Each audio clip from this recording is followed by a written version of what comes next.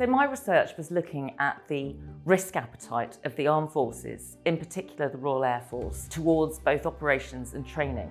Now, this came about because of Russia's full-scale invasion of Ukraine in 2022. So the RAF were asked to support the Ukrainian Air Force, and in particular, an example was fitting missiles onto the Sukhoi 24, which was a Russian origin aircraft that the Ukrainian Air Force were flying. Now, that sort of procedure in the UK on a UK aircraft took 4 years. That just was too long, obviously, in the situation that Ukraine found itself in.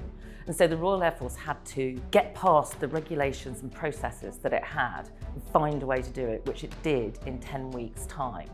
Now, that's excellent, but what the Air Force realised was that actually across the board they had a problem with risk aversion, and that's partly due to the past. And I started to look at that history, how things had changed, why they'd changed over 30 years since the Cold War, and help them then understand where they'd got to. What the Air Force wanted to do was propose to the Ministry of Defence that they were allowed to change and adjust their risk appetite in order to support Ukraine. That meant they wanted to present something called the Military Capabilities Board, which is a very senior board at the Ministry of Defence. And my paper was used as the primary piece of evidence to that board, and they were endorsed in taking forward this process and way of thinking and spreading it out further across the forces so that we're ready for what comes around the corner. And what I really like is that I'm a critical friend alongside my institute, the Freeman Air and Space Institute.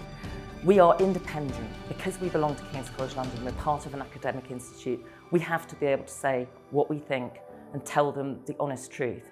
But at the same time, we're there to support our armed forces in order to make them the most capable they can be so that they deter going forward into the future.